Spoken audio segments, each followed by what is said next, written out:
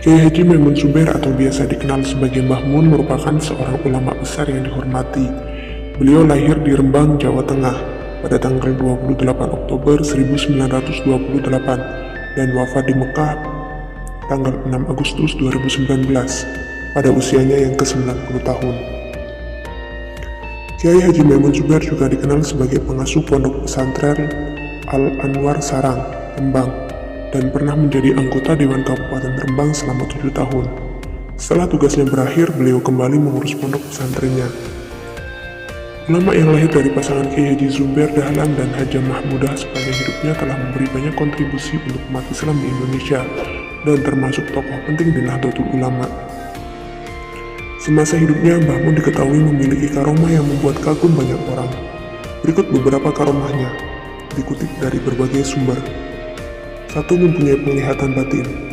Layaknya seorang ulama besar, kediaman Kiai Haji Maimun Zubair jarang terlihat sepi. Suatu hari, beliau kedatangan tamu dari marga bin Syekh Abu Bakar dan As-Segaf. Akan tetapi sebelum mereka mulai berbicara, Mbah Mun lebih dulu menghampirinya sembari berkata, "Antum As-Segaf wa antum bin Syekh Abu Bakar." Kedua Habib itu kaget dan bertanya perihal dari mana beliau mengetahuinya. Mbah Mun langsung menjawab, "Dari matanya sudah kelihatan." Setelahnya mereka dipersilakan masuk dan dijamu dengan baik. Setelah makan, mereka diberikan 2 buah amplop yang dikatakan untuk digunakan sesuai kebutuhan. Uniknya, ternyata isi amplop tersebut sesuai dengan apa yang keduanya butuhkan. 2. Menghentikan hujan deras ketika pengajian. Suatu ketika, pada kondisi pengajian turun hujan yang cukup deras. Hal ini membuat para jamaah mulai mencari posisi lain agar tidak kehujanan. Di tengah kepanikan yang melanda, Kiai Haji Maimun Zubair tetap bersikap tenang. Setelahnya beliau melantunkan sebuah doa yang turut diaminkan para jamaah yang hadir. Setelah lantunan doa itu, hujan deras yang turun di kawasan sekitar pun langsung berhenti. Karomah Mbah Mun selanjutnya adalah menyembuhkan sakit dengan perantara air putih. Suatu hari Mbah Mun mengunjungi makam di Mesir. Beliau dan rombongannya menyempatkan diri untuk mampir di sebuah rumah makan yang tampak sederhana.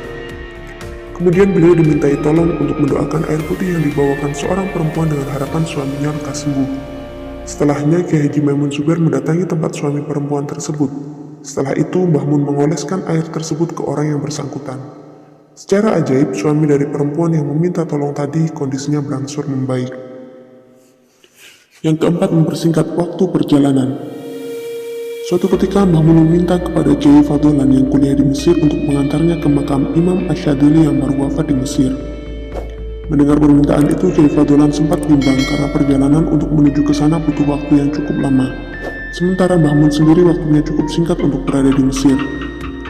Karena keyakinannya terhadap Kiai Haji Maimun Zubair, Kiai Fadlan menyewa sebuah mobil untuk menempuh perjalanan sekitar 400 km yang biasanya bisa ditempuh dalam waktu 7-9 jam.